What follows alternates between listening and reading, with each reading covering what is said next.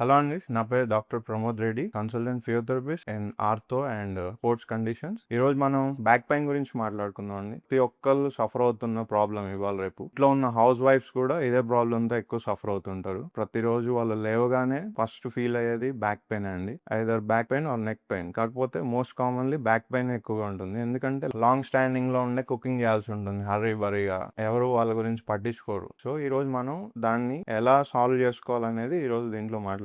ప్రతి ఒక్కరు back pain అనగానే పానిక్ అయిపోయి ఎంఆర్ఐ తీయించుకోవాలా లేదా ఏంటి బెడ్ రెస్ట్ తీసుకోవాలా అనే క్వశ్చన్ మార్క్ లో ఉంటారు. అన్ని బ్యాక్ పెయిన్స్ కి ఎంఆర్ఐ అవసరం లేదండి. కొన్ని అక్యూట్ పెయిన్ ఉంటుందండి. అంటే స్టార్టింగ్ ఒక 48 అవర్స్ ఉండే బ్యాక్ పెయిన్ కి బెడ్ రెస్ట్ అవసరం. ఆ తర్వాత కూడా బెడ్ రెస్ట్ అవసరం అంటే అవసరం లేదండి. సో జెంటిల్ కొన్ని మూమెంట్స్ నార్మల్ వాక్తో చేయాల్సి ఉంటుంది. దానివల్ల ఏంటంటే బ్లడ్ సర్క్యులేషన్ పెరుగుతుంది.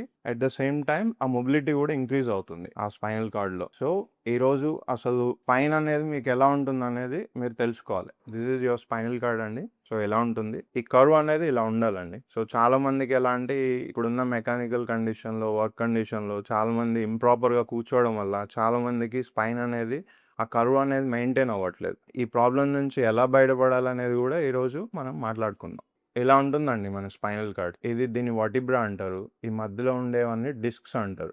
ఇది ప్రాపర్ కర్వ్ అండి. ఈ కర్వ్ అనేది ఇవాళ రేపు చాలా మంది వర్క్ కండిషన్ వల్ల అవుతాయండి, ఇంప్రాపర్ పోస్చర్ వల్ల ఈ కర్వ్ అనేది మెయింటైన్ ఉండట్లేదు ఎవరికి. సో ఇది ఎప్పుడైతే ప్రాపర్గా మెయింటైన్ అవుతుందో వాళ్ళకి బ్యాక్ పెయిన్స్ అనేది చాలా వరకు రావండి. ఇది ఎప్పుడైతే ఈ కర్వ్ స్ట్రైట్ అవ్వడము లేదా దీని అలైన్మెంట్ చేంజ్ అయినప్పుడే మీకు ఈ బ్యాక్ పెయిన్స్ అనేవి స్టార్ట్ అవుతాయి మీకు. సో దీన్ని ఎలా మెయింటైన్ చేసుకోవాలి, ఈ అలైన్మెంట్ కరెక్ట్గా ఉండడానికి, సో ఈరోజు మనం దాని గురించి మాట్లాడుకుందాం. దీన్ని ఇంకొంచెం డెప్త్గా వెళ్తే సో ఇలా ఉంటుందండి. సో దీన్ని వర్టిబ్రా అంటారు. దీని మధ్యలో ఉండేది డిస్క్ అండి. ఈ వర్టిబ్రా అనేది మోస్ట్ ఆఫ్ మీ ప్రెషర్ అయితే ఏది ఉంటుందో ఈ వర్టికల్ ప్రెషర్స్ అన్ని ఇది అబ్జర్వ్ చేసుకుంటుందండి. సో ఇది మీకు బైక్కి షాకర్ ఎలాగో ఇది అలా వర్క్ అవుతుంది. ఇది ఎప్పుడైతే ఇలా కంప్రెస్ ఫీల్ అవుతుందో దీనివల్ల కూడా మీకు ప్రాబ్లమ్స్ వస్తాయి. ఇది అన్ని ప్రాబ్లమ్స్ రాకుండా ఉండాలి అంటే మీ ప్రాపర్ పోస్చర్ సరిగా ఉండాలి, మీరు కూర్చునే విధానం బాగుండాలి, మీ బ్యాక్ సైడ్ ఉండే మజిల్స్ స్ట్రాంగ్గా ఉండాలి, మీ కోర్ మజిల్స్ స్ట్రాంగ్గా ఉండాలి.